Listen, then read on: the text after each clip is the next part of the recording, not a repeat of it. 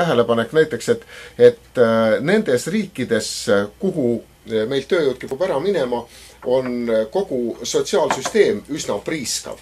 On teada ju inimesed, kes lähevad Soome elukutselisteks töötuteks ka siit Järvamaalt. Inimene lähebki sihiga, et ta võitleb kogu selle bürokraatia rägastiku läbi ja ta tööd tegemata saab Soome töötuks ja saab Soome töötuna ükskord Soome pensionile ja on kõvasti kõvem sel kui see, kes siin eluaeg tööd rügab. Kas ei ole meie tee äkki see, et läbi selle sama miinimumpalga tõstmise, läbi selle sama igati töötaja toetamise hoiame samal ajal kokku, et me ei lohiseks Põhjamaadele järgi muu rumala sotsiaalraiskamisega ja saamegi äkki seda pidi liikuda. Mis te arvate sellest seisukohast? Põhimõtteliselt mõistlik jutt, aga detailid. Kust alustame? Alustame daamidest, Kaia palun. Ja siis on Jaanuse kord. Teeme siis nii. Ma usun, et see tarkus võiks olla koju tulnud, et kõiki asju, mis on tehtud ühes või teises riigis ei tasu ummisjalu järgi teha, et ka Põhjamaad ju samamoodi on praegusel hetkel mitmete probleemidega hädas, küll oma kodakondsuspoliitikaga, küll oma priiskava sotsiaalsüsteemiga, nii et ei tasu sinna järele kapata. Aga kui läheme nüüd miinimumpalga juurde veel, siis selles mõttes mul on küll hea meel, et Jaanus on siin 2 sammu tagasi võtnud ja öelnudki, et jah, eesmärk on ju kõikidel erakondadel miinimumpalk, et tõuseks, et keskmised palgad tõuseks ja et oleks rohkem tasuvaid töökohti. See on kõigil ühtemoodi. Ja see samm tagasi, eks ole, et kui oli 4 aastaga, siis tõuseb mingi muu aastaga sinnamaani, on väga kena. Aga mis võib-olla selle juures häirib ongi praegusel hetkel see, et samal ajal ma kuulen, et raadios jooksevad reklaamid, kus sotsiaalkaitseminister ütleb, et tõstame selle palga ära ja siis ütleb ka, et selle arvestuse järgi ka pensioni tõstame nii kõrgele. Et on tehtud selline konstruktsioon, et kui selline miinimumpalk oleks, siis selline pension oleks ja antakse seda lubadusena, sest ega pension tõuseb meil ju täpselt selle seaduse järgi, koefitsiendi järgi, nii nagu ta peabki tõusma ja siin ei ole ühtegi plaani seda erakorraliselt tõsta. Ehk et selles mõttes nende lubaduste juures muidugi tasub jäädes nende, ütleme, reaalsuse juurde. Selge. Tuletan veel kord siin meelde seda suhteliselt väikeselt palgaosalt võetavad 40% tulumaksu osa. Et selles mõttes on, eks need valimislubadused on ühel ja teisel erakonnal võib leida igasuguseid knihve. Aga no ma tulen siin selle miinimumpalga juurde, et tegelikult ega sellest ju nüüd väga palju aega tagasi möödas ei ole, kui üks erakond lubas Eesti viia, kuidas ta oli, 15 aastaga viia jõukama riigi hulka. Ja kui me nüüd vaatame neid jõukaid, kui me vaatame neid jõukaid riike, siis täna me peaks olema umbes Itaalia tasemel, kus on miinimumpalk vist 1800 või kuskil niisuguses majanduskasv 0 juba 15 aastat. Aga paraku nii see on, et me peaksime olema kusagil seal, et nendes riikides, kus meie eesmärk on, siis kuhu jõuda, siis nende miinimumpalgad on ikka oluliselt kõrgemad. Ja majanduskasv on 0 või? Jah, võib-olla küll. Aga kuidas sa suhtud sellesse mõttesse, et kõik võimalikku sellist Põhjamaade loogikale järele jooksmist vältima sotsiaalküsimustest ja eelistada siis seda palgatõusu? Kui me täna vaatame nagu neid valimislubaadusi, siis ega ma ilmaasjata ei öelnud, et need kõik on tegelikult suhteliselt sotsiaalsed lubadused.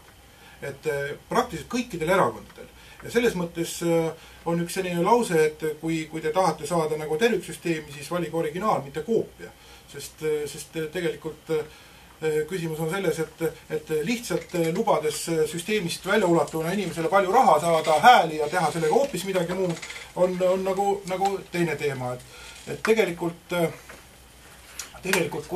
kui peaminister kõneleb uuest Põhjamaast, kuhu on vaja jõuda, siis kui me vaatame neid uusi või neid vanu Põhjamaid, siis tõepoolest meil on mida sealt õppida, sest me oleme suhteliselt mentaalselt võib-olla lähedase mõttelaadiga kui Soome, Rootsi, Norra, Taani, aga nendes kõikides riikides on ka üks tõsiasi, et isegi ka kõige parempoolsemad erakonnad on suhteliselt sotsiaalsed oma lubadustes asjades. Et meie saame endale lubada seda, millest meil jõud üle käib, ehk me ei saa jagada raha välja rohkem, kui me oleme kogunud. Aga põhimõtteliselt selle sama uue Põhjamaaga käib kaasas ikkagi väga selge selline sotsiaalne vaade kogu elule ja eesmärk selleks samaks kas või miinimumpalga tõusuks ja küsimus sellest, ma hästi lühidalt, kas Sotsiaaldemokraatlik Erakond on selleks valmis, et selle nimel, et kuna te olete kilbile tõstnud kõrge miinimumpalga, selle nimel tagasi tõmmata kõikvõimalikest teistest sotsiaalvaldkondades ja mitte nii kiirelt kihutada, nagu Põhjamaad seda tegid? Jah või ei? Me oleme täna oluliselt väiksema jõukustasemega riik, kui on Põhjamaad ja seepärast me saame omale lubada ka väiksemat heaolu üsna paratamatult.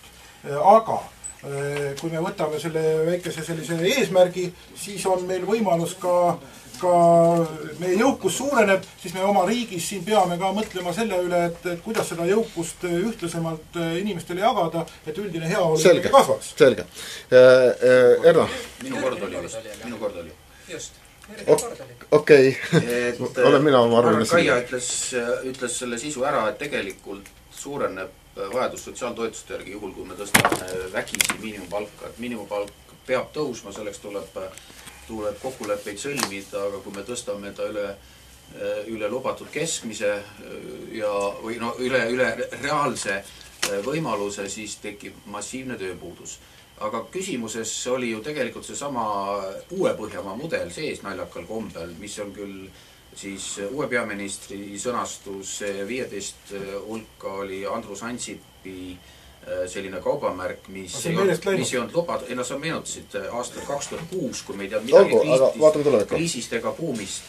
Vaatame tulevikku. Tulevik on täpselt see, et me peame vältima Põhjamaade vigu ülemääraste sotsiaalsüsteemiga üle jõu käivaga, mis on väga suur probleem, nad peavad neid kärpima, aga me peame saama kiirema majanduskasvu ja jõudma sinna järele. Kultuuriliselt, ütleme siis hoolivuselt kõigelt sellelt me peaksime väga palju Põhjamaadele lähenema, aga kiirema majanduskasvuga, kui nemad oma suure sotsiaalsüsteemiga kunagi saavad. Inimesi tuleb aidata pigem tööle kui töötu abirahale. Ja see on üks äramineku põhjus, tõepoolest saatejuht ütles õieti, et paljud inimesed arvavadki, et lähevadki selle arvestusega, ma tean ise selliseid, et nagu töökoht võib olla või mitte. Nad saavad lihtsalt selle kindlustunde. Nad saavad selle kindlustunde, et nad ei peagi nagu väga pingutama ja see jälle teeb inimesed passiivseks ja see aeglustab majanduskasvu. Ma muide ühe lausega ütlen, et aastal 90 mul olid omad Soome kolleegid, ma viskasin ühe seltskonnas sellise lolli nalja, me ei tead maailmast veel midagi, et ma tahaksin olla Soomes töötu. Ma nägin, et soomlased hangusid sellest. See ei olnud üldse naljakas ja mul oli ka endal, kui läksin punaseks, et kuidas ma sain nii mõelda, inimesel on tähtis ikka tööl käia. Aga riik ei tohi ka tekitada seda olukorda, et tal on kasulik kodus olla. Mina olen sellega suurepäraselt nõus, et me ei saa jagada laiali seda, mida meil jagada ei ole. Aga kui meil on nagu eesmärk sinna võetud ja kui meie ühiskondlik rikkus siin suureneb, siis kahtlemata. Ja jutu järgi Ernale. Palun. Aga süsteemselt. Võtame samas võtmes kokku, et eestlasel peab olema hea ja eestimaalasel Eestis elada. Põhjamaadest me saame õppida, kuidas teha ei tohi. Meil ei ole vaja siia tuua väga palju võõramaalasi. Lähtuvalt sellest me peame toetama, et meid endid jaguks täna, jaguks 5, jaguks 10, jaguks 20 aasta pärast. Lähtuvalt sellest me peame toetama peresid, kes meile selle garanteerivad.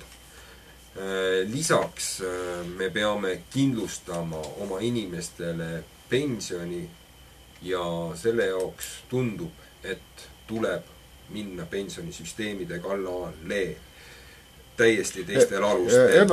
Küsimus, et kas kuna rohelised on ka selle poolt, et ikkagi tõuseks miinimumpalk, eks ole, ma saan aru.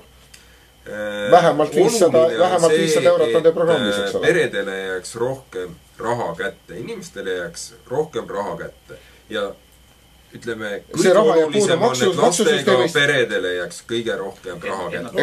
Kas te olete valmis tagasi tõmba muud sotsiaalarengut? Küsimus on siiamaani selles, et me ei näe meeletut majanduskasvu kuskil. Me näeme seda, et me peame raha ümber paigutama. Ja kui raha ümber paigutada... Millises sotsiaalvaldkonnas rohelised tagasi tõmbaksid? tulumaksu alandamine. Nii et tegelikult see vähendab maksutulu. See ei ole nõrgematelt äravõtmine, see on nõrgematele andmine. Lastega peredelt äravõtmine. Nõrgematelt lastega peredelt äravõtmine. Ei, see on peredele andmine. Perega, lastega pered vajavad kõige rohkem. Paneme selle ringi nagu praegu toetama. Ja see, et Jürgen siin väidab, et 50 aastat need meie poolt välja käidud ideed ei leia toetust. 150. Ma kahtlen selles. Juba on toetajaid. Tegelikult me räägime ikkagi sellest, et me peame seda jõukust suutma toota. Ja seda jõukust saab toota, mis on Eesti põhiline häda, miks me rääkisime ka, mis on ka minu jaoks ettevõtjana oluline, et meil on täna vähe seda tarka tööd. Seda kaupa, millel oleks lisandväärtus juures, et me seda müüme seda kõrge lisandväärtusega kaupa ja sellest teenime nagu oluliselt rohkem ja siis me jõuame teise ringina alles sinna maani, et bussijuht Tallinnas teenib sama palju kui bussijuht Soomes. Et selles mõttes kogu meie riiklik süsteem peab nagu sellele üles ehitatud. Aeg on jõudnud sinna kaugele, et iga üks saab nüüd 1 minuti, et öelda lõpetuseks see, mis kuulajale kõrvu peab jääma. Täpselt 1 minuti. Kaia. No mina kutsun küll valijaid mõtlema selle peale, et kuidas sihitada erinevad riigiprogrammid selliselt, et nad aitaks kõige rohkem neid, kellel on abi kõige rohkem vaja, ehk et vabastada väikese palgaga inimesed maksust, tulumaksust ja nende olukorda luua soodsamaks. Ja mis peredesse puutub, lastega peredesse, siis siin on vaja kombineerituid lahendusi. Tulumaksuvabastus, mis praegu juba olemas on, maksutoetused, aga eelkõige ka teenused. Ja iga pere elab siis hästi ja jõukus saab tõesti toota ainult tööga.